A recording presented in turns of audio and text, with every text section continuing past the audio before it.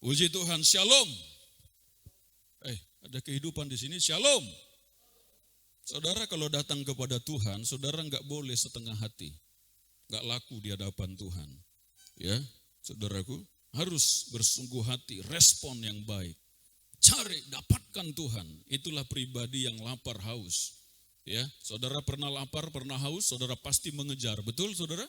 Ya, saudara tidak akan duduk diam-diam. Datanglah makanan, enggak. Pasti saudara mendatangi makanan itu, betul? Demikian juga pada saat orang lapar haus akan Tuhan, maka dia mengejar pribadi Tuhan. Dia bersungguh hati, dia mendapatkan, sehingga dia akan dipuaskan oleh kebenaran. Yang percaya katakan, amin. Saudaraku yang terkasih, judul firman Tuhan hari ini saya mau membagikan adalah keselamatan keluarga.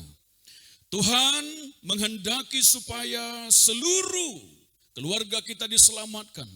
Tuhan mau supaya seisi rumah kita semuanya beribadah kepada Tuhan. Itulah yang Tuhan kehendaki, saudara, dan dia berjanji bahwa pada saat dia memanggil seorang pribadi dari tengah-tengah keluarga itu, maka seisi keluarganya ada janji Tuhan akan diselamatkan. Yang percaya katakan, amin. Saudaraku, Kisah Para Rasul pasal 16 ayat 31 sampai dengan ayat 33 kita baca bersama-sama. Kisah Para Rasul pasal 16 ayat 31 sampai dengan ayat 33.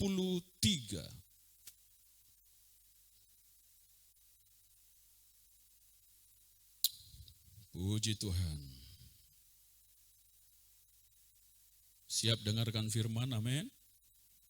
Hati terbuka, amin. Yang di atas, amin. Ya, saudara, kita belajar firman, apa yang Tuhan inginkan, pesan firman Tuhan hari ini. Kisah Para Rasul 16 ayat 31 sampai dengan ayat 33. Yang siap katakan amin. 1, 2, 3. Jawab mereka, percayalah kepada Tuhan Yesus Kristus dan engkau akan selamat. Engkau dan seisi rumahmu. Sekali lagi ayat 31. 1, 2, 3. Jawab mereka, percayalah kepada Tuhan Yesus Kristus dan engkau akan selamat. Engkau dan seisi rumahmu. Ayat 32. Lalu mereka memberitakan firman Tuhan kepadanya dan kepada semua orang yang ada di rumahnya. Ayat 33. Pada jam itu juga kepala penjara itu membawa mereka dan membasuh bilur mereka. Seketika itu juga ia dan keluarganya memberi diri dibaptis. Yang percaya katakan, amin. Bisakah saudara bayangkan keluarga saudara? Saya bacakan sekali lagi saudaraku ya. Jawab mereka, percayalah kepada siapa? Tuhan Yesus Kristus. Kepada Tuhan Yesus Kristus. Bukan kepada yang lain. Bukan kepada nama yang lain. Kepada nama Tuhan kita, siapa?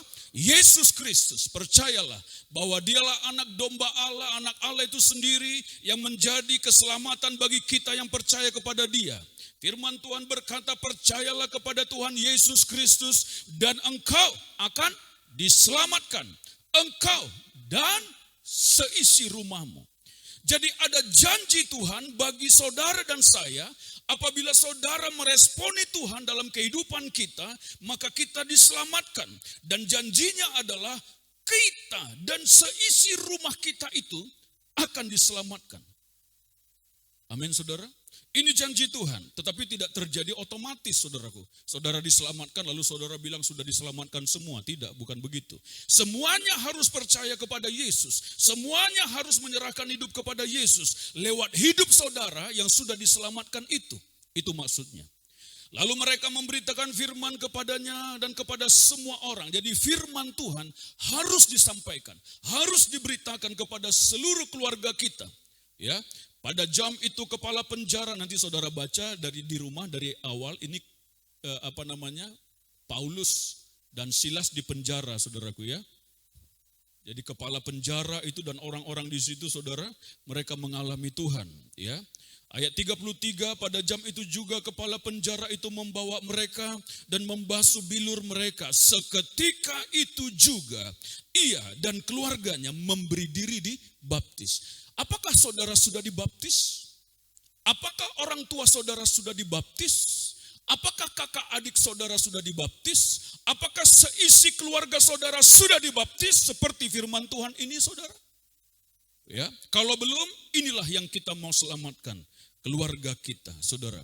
Keluarga begitu penting di hati Tuhan, saudara. Kenapa? Adakah orang di tempat ini yang bisa ada di dunia ini tanpa sebuah keluarga?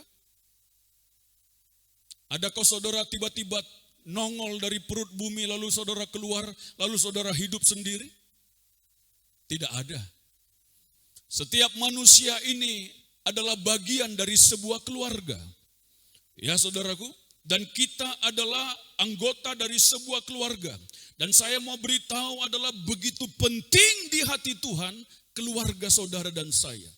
Keluarga begitu melekat di hati Tuhan, sehingga Tuhan memberikan sebuah kepercayaan dan visi lewat sebuah keluarga itu, saudara. Mari kita baca Kejadian 1, ayat 26 sampai dengan ayat 28. Saudara sembari dengar firman, saudara berdoa di hati saudara, lihat kepada keluarga orang tua yang belum diselamatkan, kakak adik yang belum diselamatkan, supaya mereka bisa diselamatkan. Kejadian 1 ayat 26 sampai dengan ayat 28. Kita baca bersama-sama, yang siap katakan amin. Kejadian 1 ayat 26 sampai dengan ayat 28 kita baca bersama-sama. 1, 2, 3. Jangan kalah suaranya dengan hujan itu ya saudaraku. Biarkan itu menjadi hujan berkat bagi kita, amin. Ya.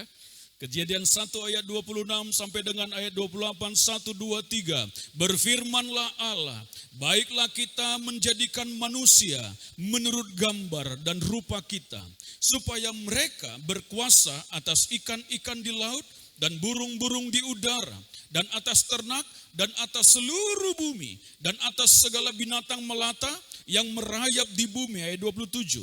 Maka Allah menciptakan manusia itu menurut gambarnya. Menurut gambar Allah diciptakannya dia siapa? Laki-laki dan perempuan. Diciptakannya mereka. Ayat 28. Allah memberkati mereka. Lalu Allah berfirman kepada mereka apa? Beranak cuculah dan bertambah banyak. Penuhilah bumi dan taklukkanlah itu. Berkuasalah atas ikan-ikan di laut dan burung-burung di udara, dan atas segala binatang yang merayap di bumi. Yang percaya katakan amin. Saudara, kalau membaca merenungkan firman Tuhan ini, maka ada satu mandat otoritas kepercayaan yang Tuhan berikan kepada sebuah keluarga. Tahukah saudara bahwa lembaga yang pertama-tama Tuhan bentuk adalah keluarga? Katakan sama-sama apa? Keluarga. Itulah lembaga yang pertama-tama Tuhan bentuk di atas muka bumi ini, yaitu sebuah keluarga saudara yang dia jadikan untuk apa? Untuk menggenapi visi Tuhan atas bumi ini saudara. Dan dengarkan baik-baik supaya saudara menyadari untuk apa saudara akan berkeluarga, atau untuk apa saudara sudah berkeluarga hari ini. Bahwa ada visi Tuhan, rencana Tuhan, tujuan Tuhan lewat sebuah keluarga saudara, supaya bumi ini penuh dengan kemuliaan Tuhan. Itulah sebabnya keluarga sangat melekat di hati Tuhan, saudara. Saudara ada karena sebuah keluarga. Tuhan menjadikan saudara ada di muka bumi ini lewat sebuah keluarga. Amin, saudara. Itulah sebabnya Tuhan memiliki visi, Tuhan memiliki rencana. Apa katanya saudara? Dia menjadikan manusia ini menurut gambarnya, saudara. Ya kan? Jadi pada mulanya Allah menjadikan langit dan bumi dan segala isinya, saudaraku. Lalu yang terakhir Allah menjadikan manusia segambar dengan rupa dia. Artinya apa? Kemuliaan Allah, sifat-sifat Allah, karakter Allah memenuhi kehidupan manusia itu, saudara. Kuasa, otoritas yang Tuhan berikan kepada manusia itu segambar dengan Allah. Bukan maksudnya manusia itu Allah untuk disembah, bukan. Tetapi gambar Allah itu ada pada manusia. dan dia menjadikan manusia segambar dengan rupa Allah itu, lalu dia berfirman, dia menjadikan manusia laki-laki dan perempuan. Bukan laki-laki dengan laki-laki, itu harus diingat. Bukan perempuan dengan perempuan. Amin. Laki-laki dengan perempuan. Jadi laki-laki jatuh cinta dengan perempuan. Amin.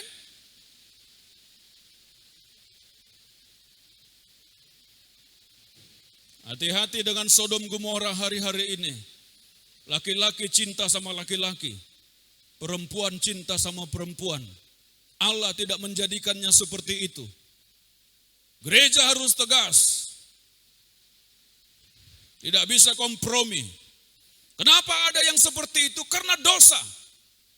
Karena kuasa kegelapan yang menguasai nenek moyang keluarganya saudara, sehingga terjadilah hal-hal yang tidak baik. Karena dosa itu semuanya harus diputuskan, harus dibereskan. Bisakah dibebaskan orang yang seperti itu? Bisa. Bisakah dipulihkan orang yang seperti itu? Bisa. Bisakah disembuhkan orang yang seperti itu? Bisa. Yang percaya katakan, amin. Amin saudara. Kita tidak bisa menolak setiap orang, tidak boleh. Pada saat orang itu meresponi Tuhan, pasti dia bisa dipulihkan. Ayat 28 perhatikan. Allah memberkati, kalau baca firman saudara langsung buka, ya di situ. Allah memberkati mereka, lalu Allah berfirman kepada mereka apa? Beranak cuculah, bertambah banyaklah, penuhilah bumi dan taklukkanlah itu, berkuasalah atas ikan-ikan di laut dan burung-burung di udara, dan atas segala binatang yang merayap di bumi. Artinya apa? Dengan sebuah lembaga keluarga, ada sebuah mandat, ada sebuah otoritas, ada sebuah kepercayaan, ada sebuah visi yang Tuhan berikan kepada lembaga keluarga itu untuk memenuhi bumi ini dengan kemuliaan Tuhan. Itulah tujuan keluarga. Jadi kalau saudara mau berkeluarga, doa untuk pasangan hidup atau yang sudah berkeluarga, pastikan keluargamu berjalan dalam tujuan Tuhan. Kalau tidak, maka pasti salah arahnya. Keluargamu bukan untuk menjadi orang kaya. Keluargamu bukan untuk bekerja banting tulang cari uang. Bukan itu tujuan utama, bro. Tujuan utama adalah apakah saya berjalan, keluarga saya berjalan dalam tujuan Tuhan. Supaya bumi ini penuh kemuliaan Tuhan. Supaya lewat garis keturunan saya, orang-orang melihat kemuliaan Tuhan. Dan mereka mengalami Tuhan. Itulah tujuan keluarga. Amin saudara. Jadi ada sebuah tugas, ada sebuah kepercayaan, ada sebuah otoritas yang Allah berikan kepada keluarga. Itulah sebabnya Tuhan menghendaki supaya semua keluarga kita diselamatkan. Itu penting di hati Tuhan.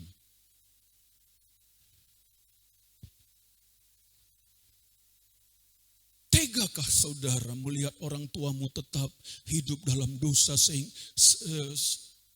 sementara kamu bisa memuji menyembah Tuhan? Sudahkah kita perjuangkan benar-benar? Gak usah sampai seperti Yesus lah, tetes darah yang terakhir. Tapi kita contoh semangat Tuhan. Dia pegang visinya. Dia rela turun ke dunia ini. Darahnya tercurah. Saudara pernah renungkan gak pada saat ditombak yang keluar apa? Pada saat lambungnya ditombak yang keluar apa? Air campur darah. Artinya apa? Sudah gak ada darah lagi, bro. Sudah kehabisan darah dia di situ. Yang keluar air saja. Yesus datang ke dunia ini memanggil kita, menyelamatkan kita sampai seperti itu. Adakah kita air mata kita keluar untuk orang tua kita? Sungguh-sungguh menangis, bahkan rela berpuasa. Kita rela merendahkan diri. Walaupun dia masih berdosa, bukankah Yesus datang pada saat kita berdosa, saudara? Kenapa kita menghakimi orang tua kita? Kau jahat, kau berdosa. Aku tidak mau melayani kamu. Aku tidak mau mengurus kamu. Sehingga kita menghakimi mereka, sehingga mereka tidak bisa bertobat, saudara. Karena berkelahi dengan orang tua, ribut, benci, marah, dendam. Kalau kita sudah diselamatkan dari sebuah keluarga, maka saudara dan saya punya tanggung jawab, punya tujuan. Sehingga tujuan visi Tuhan menjadi nyata lewat hidup saudara, sehingga seluruh anggota keluarga saudara itu diselamatkan. Seisi rumah itu diselamatkan, saudara. Ini penting. Karena seperti yang saya bilang, sekali dia mati di luar Tuhan, itu kematian yang sangat tragis. Kekal selama-lamanya di neraka itu, saudara. Jadi keluarga begitu melekat di hati Tuhan. Kenapa? Karena ada visi Tuhan di dalamnya, saudara.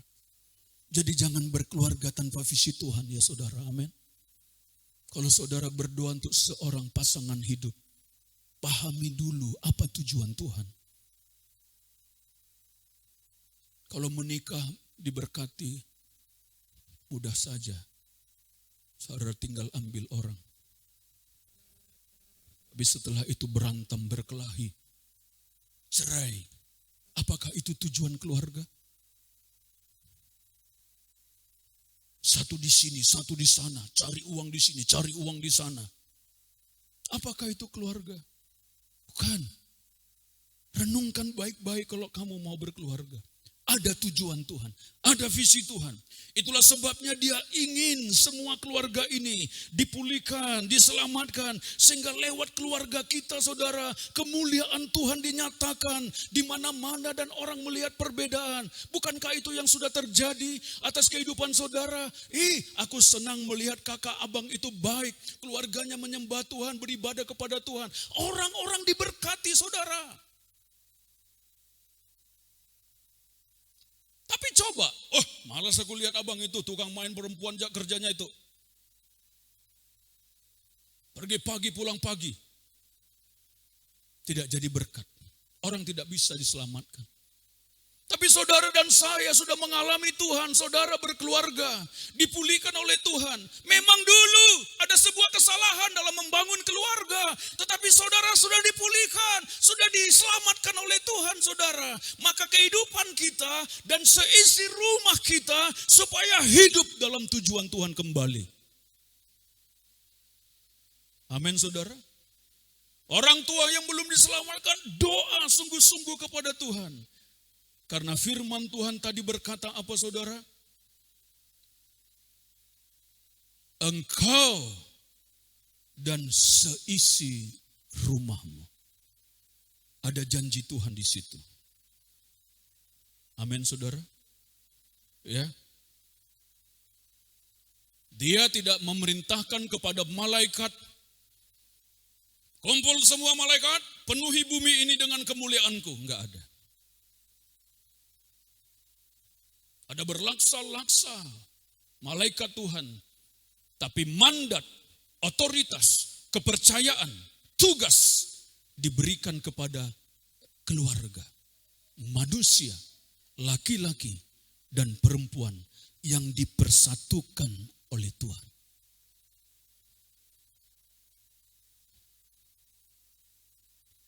Maka Allah memberkati mereka. Allah yang memberkati. Bukan mantir adat yang memberkati saudara, lalu saudara boleh kumpul. Ada orang begitu. Boleh enggak kami satu kamar kumpul setelah kawin adat? Emangnya yang berkati saudara apa itu? Mantir adat apa? Diberkatilah engkau dengan nama Siddhartha Gautama, misalnya, atau Ranjing Hathalali Langit, Hathala Langit ya. Lalu saudara berhak? Tidak. Sebelum nama Tuhan ditempatkan di atas perempuan, laki-laki dan perempuan itu, dan disatukan, saudara, tidak boleh dan tidak bisa menjadi satu. Saudara hanya bisa menjadi satu pada saat diberkati di rumah Tuhan, di hadapan jemaat Tuhan, saudara. Jangan juga begini, ini manusia ini mau memperalat atau mempermainkan firman Tuhan. Ada yang bilang begini loh, jangan main-main loh ya saudaraku. Di mana 2 atau 3 orang berkumpul dalam nama Tuhan Yesus, Tuhan hadir di situ. Apa yang kita perkatakan terjadi dalam hidup kita.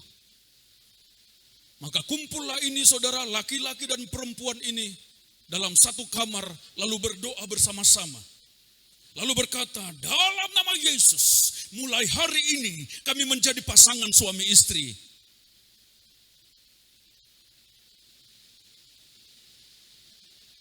Bisa nggak begitu? Ada, saya ngomong begini tuh ada yang begitu.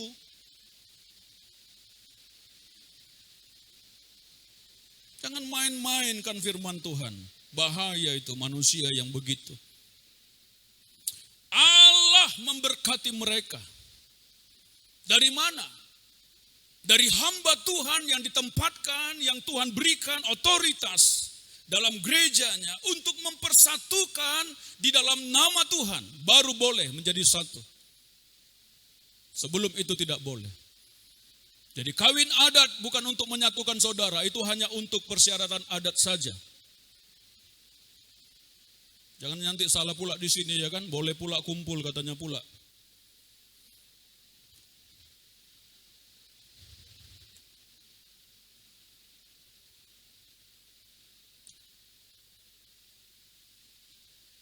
Tapi apa yang terjadi saudara? Pada saat Tuhan menjadikan manusia itu segambar dengan rupanya, membentuk lembaga keluarga, memberkati dan berfirman kepada mereka, beranak cuculah, bertambah banyaklah, penuhi bumi ini, taklukkan, berkuasalah. Artinya apa? Kelola, kau punya otoritas, kau punya kuasa, kau punya mandat di dalamnya. Lewat keluargamu, lewat rumah tanggamu, Tuhan dipermuliakan, bumi penuh kemuliaan Tuhan. Tapi apa yang terjadi saudara? Manusia tidak taat kepada apa yang Tuhan perintahkan. Keluarga itu jatuh dalam dosa. Kejadian 2 ayat 15, kita baca sampai ayat 17.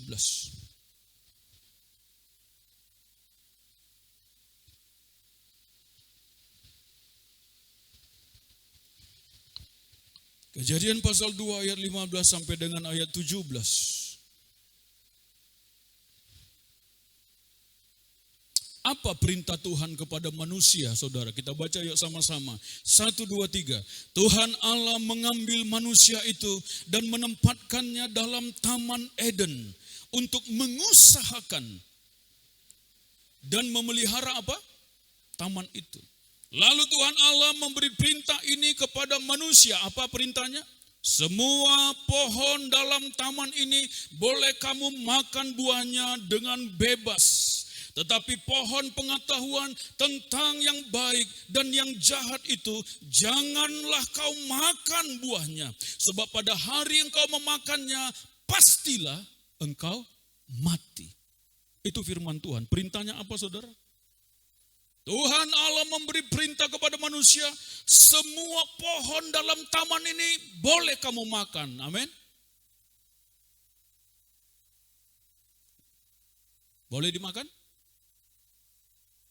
Ini ada kehidupan? Semua pohon dalam taman ini boleh kamu makan, amin? Saudara berarti enggak nyimak firman Tuhan ya? Semua pohon dalam taman ini boleh kamu makan buahnya, bukan pohonnya dimakan saudara. Simak firman Tuhan, perhatikan baik-baik supaya kita bisa bandingkan nanti dengan iblis apa katanya saudara ya. Semua pohon dalam taman ini boleh kau makan buahnya dengan bebas. Bebas saja. Semua buah. Tapi pohon pengetahuan tentang yang baik dan yang jahat itu apa? Jangan kau makan. Sebab pada hari kau memakannya, pastilah kau mati. Itu firman Tuhan. Jangan kau makan. Kalau kau makan, pada hari itu juga kamu pasti mati. Kejadian 3 ayat 1 sampai 6. Apa yang terjadi?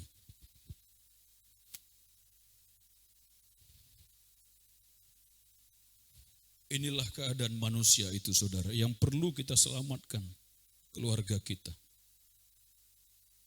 Kejadian 3 ayat 1 sampai dengan ayat 6. Adapun ular ialah yang paling apa? Cerdik dari segala binatang di darat yang dijadikan oleh Tuhan Allah. Ular itu berkata kepada perempuan itu, tentulah Allah berfirman, semua pohon dalam taman ini jangan kamu makan buahnya, bukan? Benar enggak? Benar enggak? Benar enggak? Bandingkan dong, benar apa tidak? Ular itu berkata kepada perempuan itu, apa katanya, saudara? Semua pohon, tentulah Allah berfirman, semua pohon dalam taman ini jangan kamu makan buahnya, bukan? Benar enggak? Enggak, Tuhan bilang apa? Semua pohon dalam taman ini boleh kau makan buahnya dengan bebas. Tapi ular itu coba mau mengganggu pikiran manusia. Tentulah Allah berfirman, semua, apa katanya? Pohon dalam taman ini jangan kamu makan buahnya, bukan? Tuhan larang kamu makan buahnya kan? Bukan? Ya kan? Kira-kira begitu. Nanti kita lihat, ini perempuan ini, aduh inilah. Lalu sahut perempuan itu kepada ular itu, buah pohon-pohonan dalam taman ini boleh kami makan? Tetapi tentang buah pohon yang ada di tengah-tengah taman, Allah berfirman apa? Jangan kamu makan ataupun raba buah itu, nanti kamu mati. Ngerti dia? Masih nyambung. Tapi dia ngobrol dengan siapa? Ular, itu masalahnya. Tapi ular itu berkata kepada perempuan itu ya, bukan kepada laki-laki itu, kepada perempuan itu, sekali-kali kamu tidak akan mati. Tetapi Allah mengetahui bahwa pada waktu kamu memakannya, matamu akan terbuka dan kamu akan menjadi seperti Allah, tahu tentang yang baik dan yang jahat. Perempuan itu melihat bahwa buah pohon itu baik untuk dimakan dan sedap kelihatannya. Lagi pula pohon itu menarik hati dan memberikan pengertian. Lalu ia mengambil dari buahnya dan dimakannya. Dan diberikannya juga kepada suaminya yang bersama-sama dengan dia. Dan suaminya pun apa? Memarahi dia. Enggak? Ikut memakannya.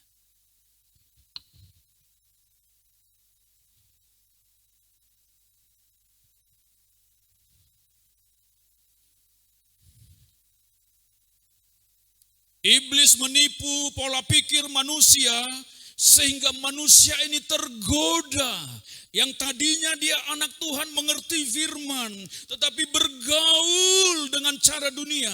Pola pikir dunia masuk ke dalam kehidupannya, saudara. Inilah yang terjadi dalam keluarga mula-mula, saudara. Dia membiarkan sesuatu masuk dalam logikanya, dalam pengertian dia, saudara. Sehingga firman Tuhan ditenggelamkan dan dia mengambil sebuah pengertian bahwa dia akan menjadi luar biasa pada saat dia memakan buah itu. Dia tidak taat kepada perintah Tuhan. Ketidaktaatan akan menghancurkan kita, saudara. Sekali orang tidak taat kepada apa kata firman, maka dosa akan membunuh dia. Sekali keluarga tidak berpegang teguh pada apa kata Tuhan, maka keluarga itu pasti goncang dan jatuh. Lalu pertanyaannya, kenapa sebuah keluarga bisa sampai jatuh dalam dosa? Ini saya kupas dulu supaya kita ngerti bahwa keluarga kita harus diselamatkan. Amin, saudara. Mengapa sebuah keluarga bisa sampai jatuh dalam dosa? Padahal keluarga itu ada dalam kemuliaan Tuhan. Padahal keluarga itu ada dalam Taman Eden yang luar biasa. Tapi kenapa mereka bisa sampai jatuh? Saya mau bagikan supaya kita belajar dari sini. Karena yang pertama, karena tidak adanya kepemimpinan yang benar dari seorang pria atau kepala keluarga. Kenapa sampai keluarga itu jatuh dalam dosa? Karena tidak ada kepemimpinan yang benar dari seorang pria atau kepala keluarga. Itulah sebabnya saya mau beritahu saudara-saudara, pria-pria dengarkan baik-baik bahwa engkau harus menjadi seorang pemimpin yang benar. Sehingga engkau akan memimpin keluargamu, rumah tanggamu dengan benar. Seorang pria, kepala keluarga harus memimpin keluarganya.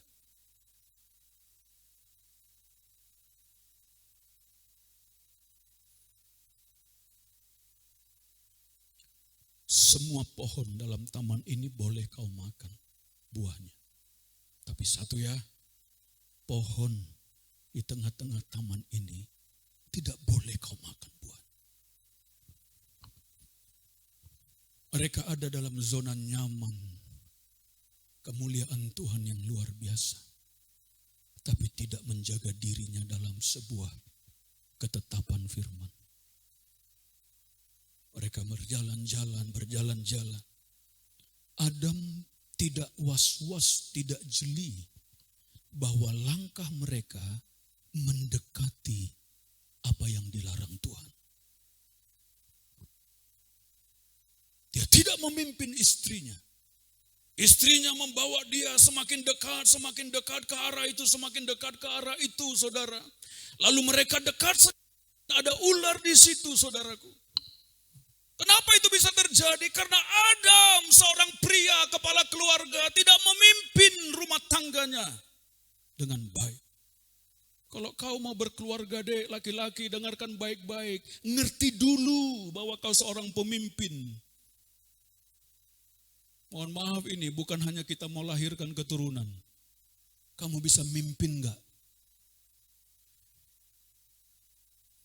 Pemimpin harus membawa seluruh anggota keluarga ke dalam visi dan rencana Tuhan. Memimpin ke dalam firman Tuhan. Tegas, kalau itu dosa-dosa. Kalau itu kebenaran, oke. Kalau itu tidak benar, tidak boleh kita lakukan.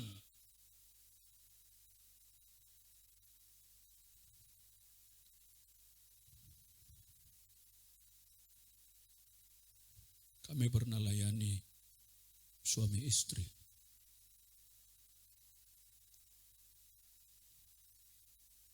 Jatuh dalam dosa, perzinahan suaminya.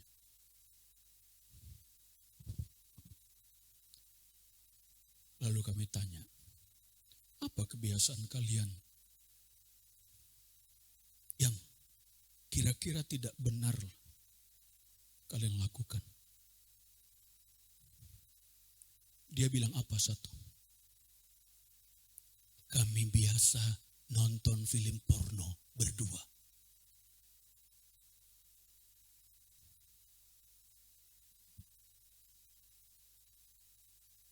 Suami istri nonton film cabul berdua.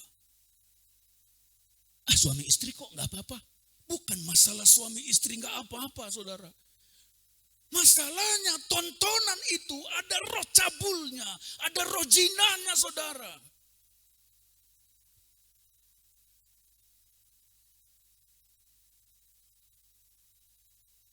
Hanya tinggal tunggu itu menjadi kenyataan, dia akan berbuat serong, berbuat najis karena roh yang dia tonton itu sudah masuk ke dalam tengah-tengah keluarga itu, saudara, keprek, jatuh dalam dosa. Suaminya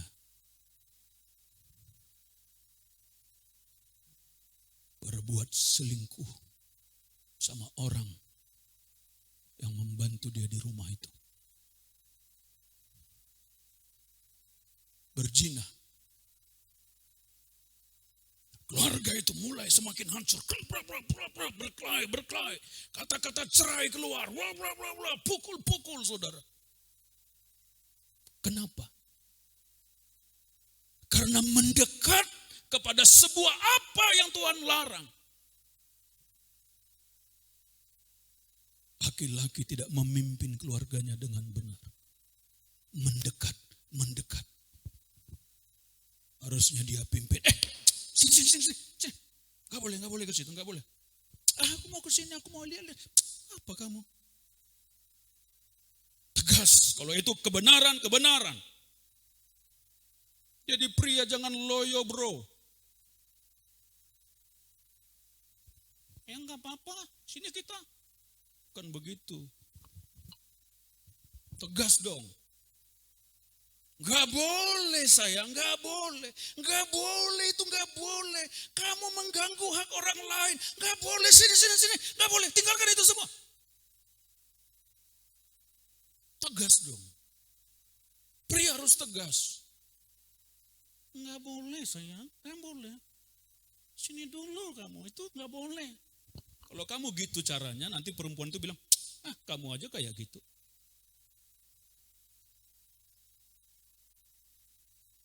Laki-laki harus tegas, amin.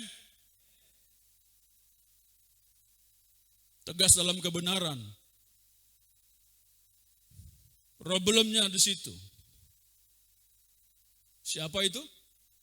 Adam tidak memimpin dengan benar. Di pundak seorang pria ada sebuah mandat, ada sebuah otoritas, ada sebuah kepercayaan yang Tuhan berikan untuk memimpin. Kalau seorang pria tidak menggunakan mandat kepemimpinannya untuk memimpin keluarganya, pasti perempuan yang akan menjadi pemimpin di situ. Kalau perempuan atau istri yang sudah memimpin, maka payung itu menjadi terbalik. Tangkainya yang ke atas.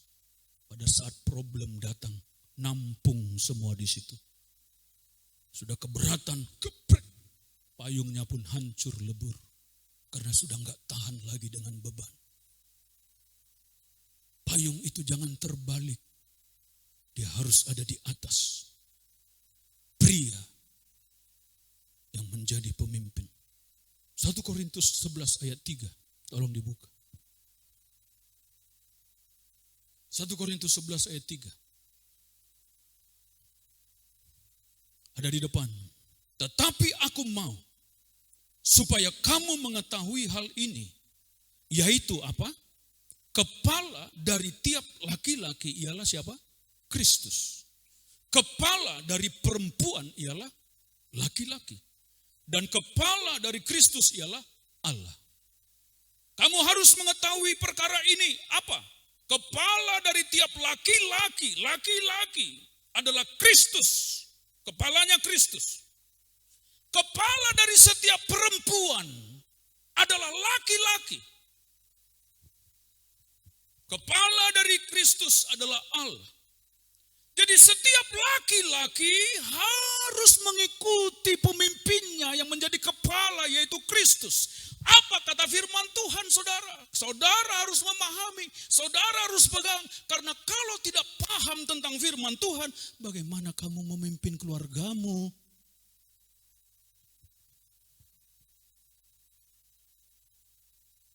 Nanti kita bikinlah seminar pria sejati, amin.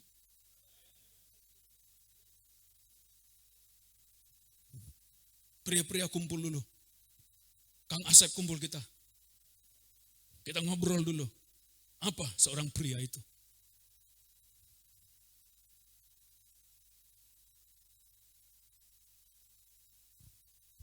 Gak usah ngomong. Aku kepala loh, aku kepala di sini. Kau dengar ya perempuan ya? Dengar ya? Kepala laki-laki adalah Kristus. Artinya apa? Kalau kamu mau memimpin istri dan anak-anakmu, kau harus ngerti apa kata kepala di atas. Jadi nggak mimpin sembarangan dengan otoriter. Itu makanya seorang pria harus cinta firman. Harus renungkan firman siang dan malam. Harus gaul dengan firman sehingga masuk nih ke otak, masuk ke pikiran kita, masuk ke hati kita. Sehingga kita akan mimpin istri dan anak-anak. Ini gak apa-apa nih yang masih muda. Nanti kau akan berkeluarga betul? Yang akan berkeluarga katakan amin. Oh sedikit. Yang akan berkeluarga katakan puji Tuhan. Aku akan berkeluarga pada waktunya. Yang tidak ngomong hati-hati.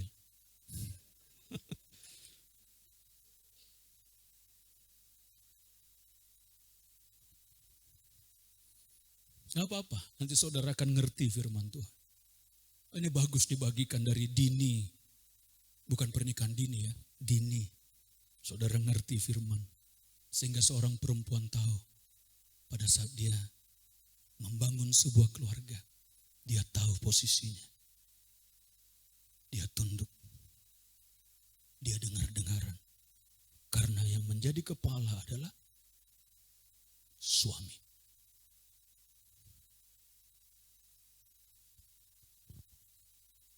Jangan istri yang jadi kepala. Pak, sini kamu dulu. Sapu dulu itu, sapu. Sapu, Pak.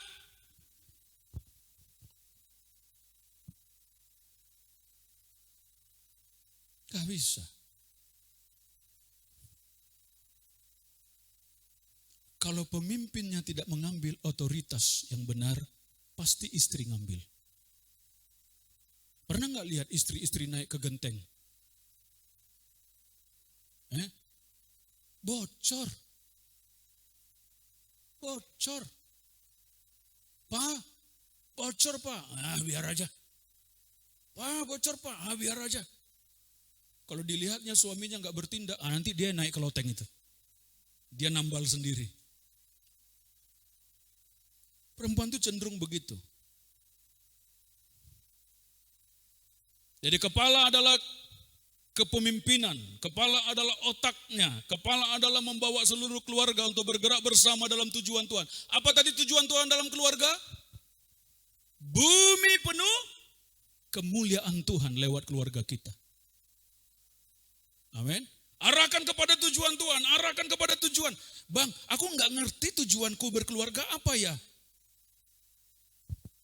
Lewat keluargamu Tuhan dipermuliakan. Lewat keluargamu keturunan ilahi dihasilkan. Lewat keluargamu orang-orang bisa mengenal Tuhan. Itu tujuan Tuhan.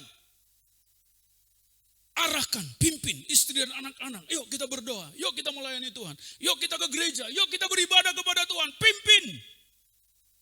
Jangan kau biarkan dia jalan sendiri, bro.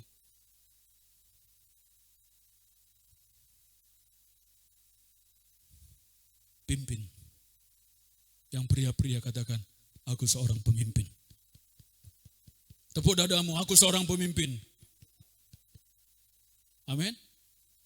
Tapi bukan pemimpin maksudnya jadi sembarangan sama istri ya. Bukan begitu. Kaitoi kau, liau. Bukan. Saya ingat kesaksian satu abang kita itu waktu dia belum jauh dari Tuhan. Oh, marah dia sama istrinya. Oh, ini kau liau katanya. Tapi sekarang dia enggak gitu lagi.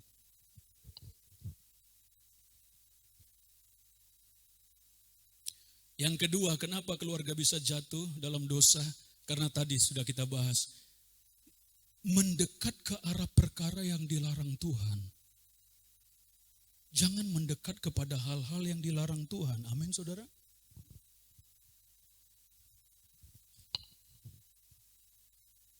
kepada perkara yang di sana kita bisa tahu bahwa nanti kita bisa jatuh. Diskotik itu tempatnya apa? Tempat tangan di atas gini kan. Iya kan? Jangan mendekat ke situ. Betul gak? Ada seorang hamba Tuhan bilang begini, aku mau semua orang di diskotik diselamatkan. Jadi tiap hari dia pergi ke diskotik, saudara. Setiap hari dia melihat orang begini-begini. Ini betul. Hari pertama, pelayan bilang, cari apa mas? Mau minum apa? Oh, enggak, saya lihat-lihat aja. Minta air putih aja dengan tusuk gigi. Sudah kenyang. Dia berdoa bla bla bla bla bla bla bla. Hari kedua, hari ketiga masih kuat. Hari ketujuh masih kuat. Hari ke-8 dilihat ada perempuan bahenol mulai datang. Mas, ngapain mas? Sendiri aja nih. Bisa duduk sama ya? Oh enggak apa-apa. Aku akan selamatkan kamu. Ngobrol. Pulang, besok datang lagi. Lambat laun. Hatinya mulai tergoda. Cantik juga. Iya. Cuma minum sekali-sekali asal gak mabuk gak apa-apalah. Mulai terganggu hati pikiran. Banyak perempuan yang mulai mendekati dia. Singkat cerita, si anak Tuhan ini saudara, bukan dia yang menyelamatkan. Dia yang diselamatkan.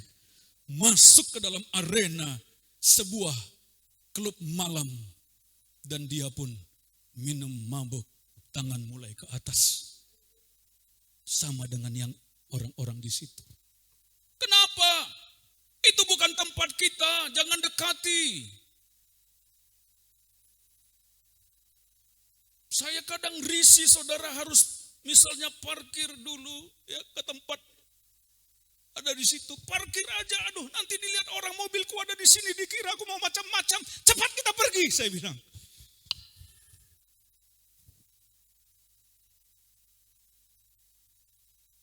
Enggak pantas anak Tuhan dekat-dekat seperti itu. Jangan sok rohani, jangan sok kuat. Amin saudara.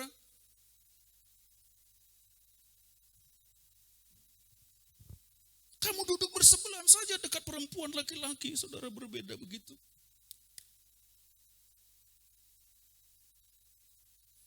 Saya mau tanya jujur. Jujur.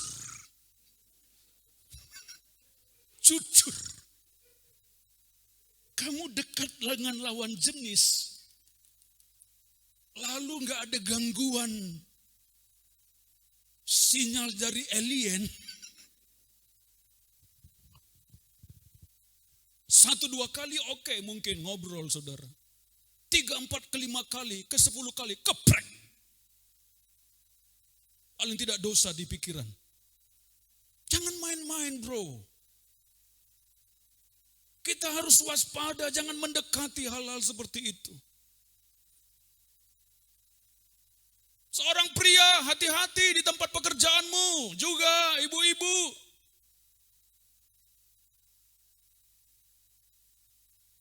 Ada seorang anak Tuhan, saudara, luar biasa, berbahasa roh, bla bla bla bla, mimpin pujian, saudara, bla bla bla, luar biasa.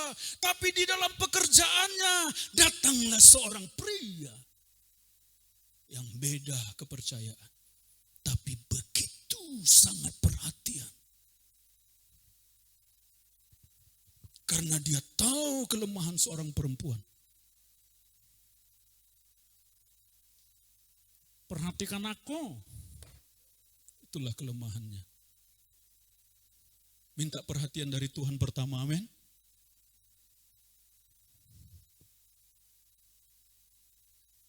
Sodorkan makan siang. Ku antar pulang ya. Gak usah.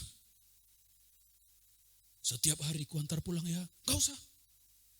Setiap hari ku antar pulang. Gak usah. Setiap hari ku antar pulang ya.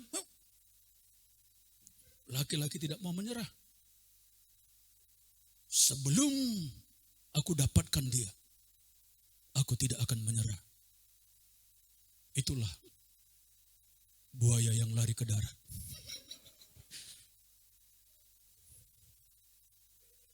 Aku antar ya? Nggak usah. Aku antar ya? Nggak usah. Aku antar ya? Nggak usah. Aku antar dong ya, kita antar ya, aku antar pulang ya. Gimana ya? Nggak usah lah.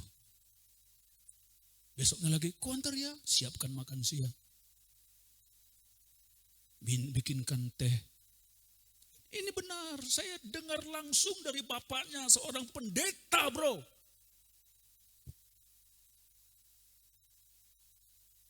Waktu di Bandung. Aku antar ya.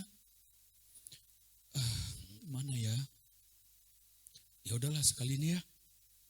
Oke, kata pria.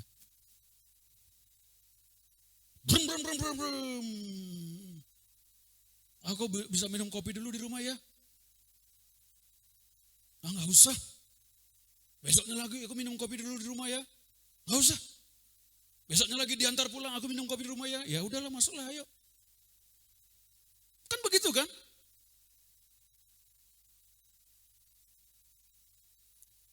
Singkat cerita, si perempuan ini jatuh cinta kepada seorang pria yang bukan anak Tuhan itu karena perhatiannya luar biasa, karena dia tidak dapatkan itu di rumah Tuhan, karena pria-pria di rumah Tuhan letoy-letoy, loyo-loyo, tidak ada perhatiannya sama seorang perempuan, sehingga dia dapatkan itu di tempat lain.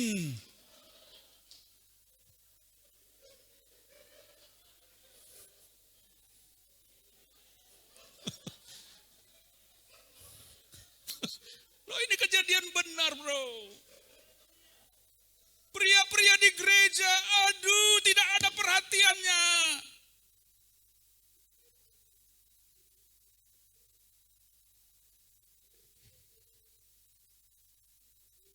Ngobrol dong.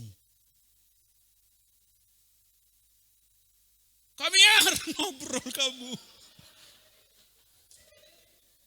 Nggak usah ada apa-apa dulu, nggak usah, murni aja. Yulita mau makan apa Yulita? Ngobrol dong, perhatian dong. Ini Yulita udah capek-capek, udah keringat. Aduh, nggak ada minum, nggak ada perhatian. Datang dong ke situ Kamiar.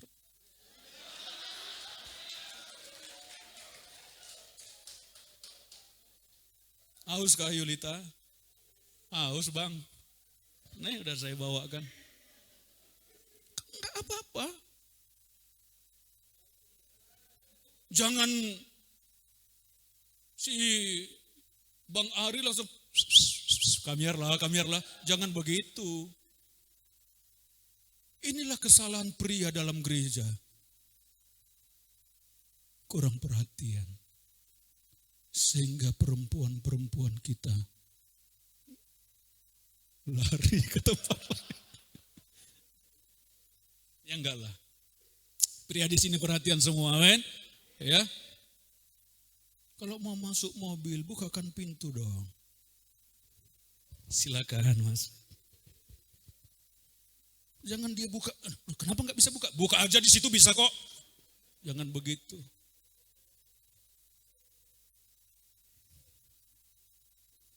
Tapi kalau perempuan-perempuan diperhatikan oleh seorang pria, jangan langsung jatuh hati. Amin. Belum tentu Kamiar langsung keplek-keplek Yulita kan. Oh. Haleluya. Langsung goyang-goyang gitu. Langsung kena setrum. Belum tentu, karena mungkin dia baik hati aja. Karena bukan hanya kepada satu perempuan itu, dia perhatikan. Karena dia suka memberi. Ke Yulita dia beri, ke Tiur dia beri. Siapa lagi? ke lilin dia beri. Semua.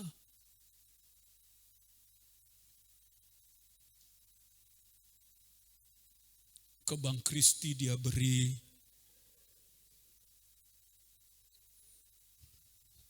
Pria-pria, gak apa-apa ya, agak lama sedikit ya.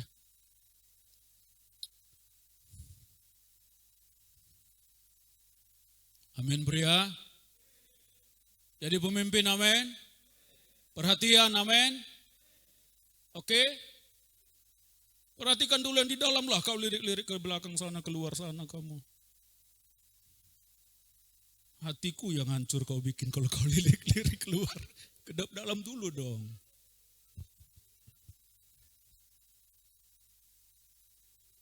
Yang ketiga terakhir, yuk. Kenapa keluarga bisa jatuh dalam dosa? Karena mengambil keputusan sendiri.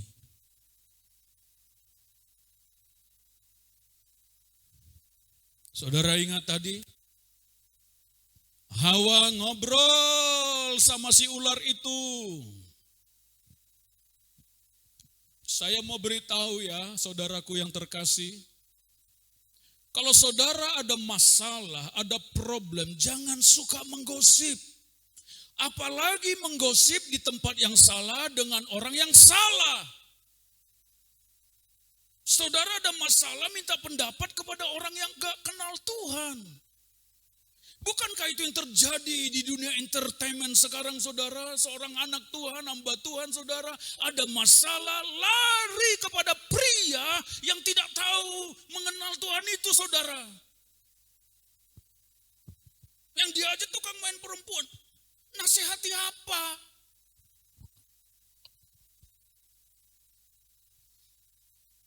Akhirnya makin ribut, makin kacau. Sedunia jadi tahu. Miris hati ini, saudara. Karena kita tahu itu anak Tuhan. Hawa problemnya di situ. Pergi ke tempat itu. Ngobrol. Masuk pikiran-pikiran yang lain, saudara.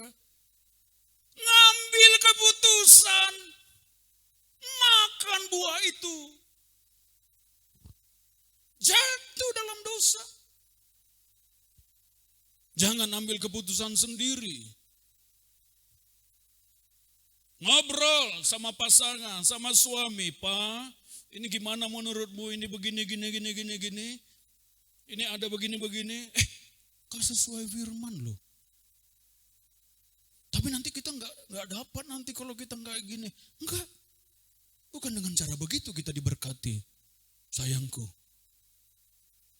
Gak usah. Nah, itu penipuan itu. Gak usah. Aduh, gimana Pak? Gak usah. Aduh Pak, gimana? Gak usah. Aduh Pak, gimana nanti kehilangan? Gak usah. Aduh Pak, gimana? Tegas dong. Jangan ambil keputusan sendiri. Istri harus memberi diri dipimpin dalam kepemimpinan yang benar dari seorang kepala keluarga yang benar. Kecuali kalau kamu dibawa ke dosa untuk dia pimpin, yuk kita bisa berbuat itu. Jangan mau dong, maaf Pak, gak bisa Pak. Aduh gak apa-apa loh, kita sekali-sekali ya, gitu. Gak bisa Pak. Bapak mimpin saya ke tempat yang gak benar sih ini. Gak boleh Pak, itu firman Tuhan bilang gak boleh. Kamu juga harus tegas seorang perempuan. Bukan maksudnya dipimpin suami lalu dibawa ke tempat dosa pun saudara ikut begini dipimpin, memberontak kepada gereja Tuhan, ikut seperti yang dulu. Dari SMP dia sampai nikahnya kita layani dengan baik. Prianya memberontak, bikin perkumpulan sendiri, ikut itu istrinya begini-gini. Jangan dong.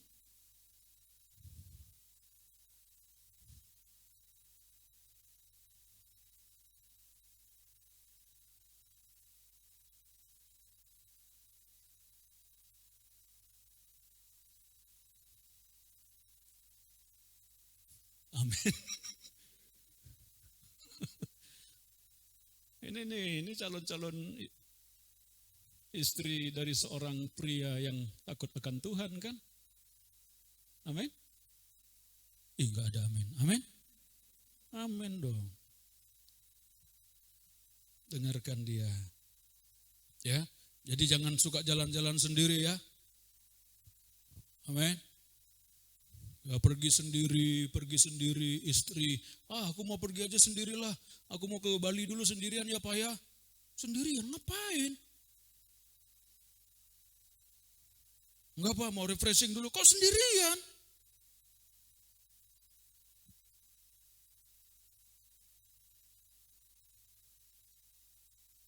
Jangan suka sendiri-sendiri. Nanti masalah datang. Harus hati-hati. Amin. Ya, itu masalahnya. Ya, mengambil keputusan sendiri. Kalau ada ngomong sama suami. Firman Tuhan berkata, kalaupun istri atau perempuan bernazar, didengar oleh suaminya nazarnya itu, lalu dibatalkan oleh suaminya, tidak jadi. Ada itu firman Tuhan. Pak, aku sudah bernazar. Enggak usah kau bernazar begitu, enggak perlu. Aduh Pak, bagaimana? Enggak usah. Seorang suami bisa membatalkan nazar istrinya. Tapi kalau suami sudah bernazar, istri enggak bisa batalin dong. Kamu harus lakukan.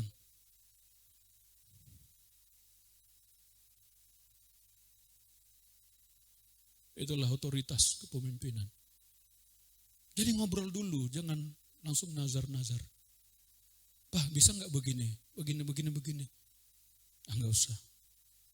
Oh ya, enggak apa-apa. Lain waktu, ada cerita lain lagi, enggak usah. Ada hal lain lagi, oh ya enggak apa-apa, bagus itu.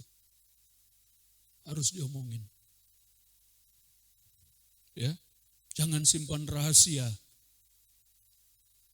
Istri, jangan simpan rahasia, amin. Enggak ada jawaban. Aku belum jadi istri bang, ya dalam hati aja, amin. Nanti aku akan begitu sama suamiku, gitu. Amin. Suara hati, amin, gitu. Ya, istri juga harus berhati-hati dalam menyampaikan perkataan atau informasi kepada suaminya. Kalau karena salah menyampaikan informasi, suami ngambil keputusan yang salah berdasarkan informasi. Bukankah itu yang terjadi kejadian 3 ayat 17 saudara? Lalu firman-Nya kepada manusia itu, karena engkau mendengar perkataan istrimu dan memakan dari buah pohon yang kuperintahkan kepadamu, jangan makan, maka terkutuklah tanah karena engkau. Hati-hati kasih informasi ya. Pak, ini gini-gini mah, gini-gini sayang, gini-gini. Selidiki dulu benar enggak. Jangan nanti pikirannya terkamiri saudara, ngambil keputusan yang salah. Perempuan harus kasih informasi yang benar. Kalau enggak, kena kutuk. Tadi sudah dibaca. Ya, jangan bohong sama suami. Jujur aja. Supaya keluarga kita penuh kemuliaan Tuhan. Amin. Ya saudara. Jadi Tuhan mau menyelamatkan seluruh anggota keluarga. Ya.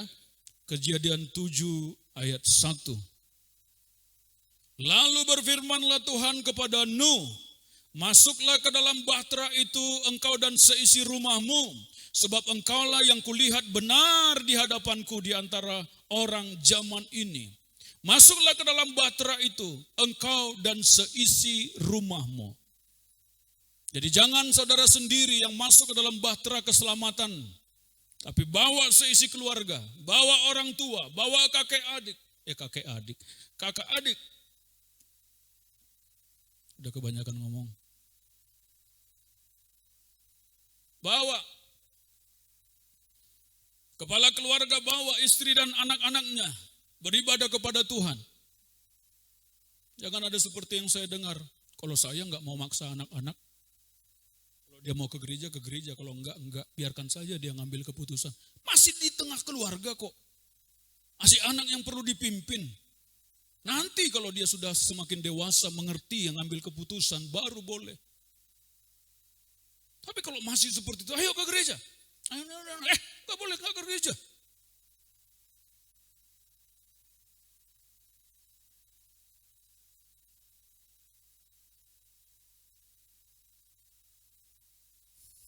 Amin. Ini ngerti nggak nih? Ngerti ya? Amin. Gak apa-apa kalau saudara belum berkeluarga juga nanti saudara akan ngerti kok. Supaya keluarga diselamatkan. Jadi Tuhan mau semua keluarga kita diselamatkan. Ini waktunya kita doa sungguh-sungguh. Doa sungguh-sungguh. Ambil doa puasa. Minta kepada Tuhan. Orang tuaku Tuhan. Papa mamaku Tuhan. Kakak adikku dalam nama Yesus. Doakan. Pimpin dia kepada Tuhan. Jangan biarkan tetap dalam dosa seperti yang kita baca tadi melawan Tuhan. Pak, yuk kita ke gereja yuk. Nanti aja nak. Minggu depan, Pak kita ke gereja ya. Nanti aja nak. Terus saudara. Saudara gak boleh menyerah. Doa terus. Amin saudara. Bawa ke Tuhan. Kalau dia lihat di sini banyak anak muda, enggak apa-apa Pak, kita cari Tuhan kok, bukan lihat orang. Enggak apa-apa Ma, enggak apa-apa. Yang penting hati kita kepada Tuhan. Aduh banyak anak-anak mudanya ya. Oh itu sudah punya anak rata-rata itu juga bilang gitu. Enggak apa-apa, kita yang penting kita cari Tuhan. Bawa, mungkin dia agak risih awalnya kan. Amin saudara. Masukkan dia dalam pemuritan komsel, ajarkan dalam kebenaran. Ya, supaya semua anggota keluarga kita diselamatkan. Amin saudara. Mari kita bangkit berdiri, kita mau berdoa.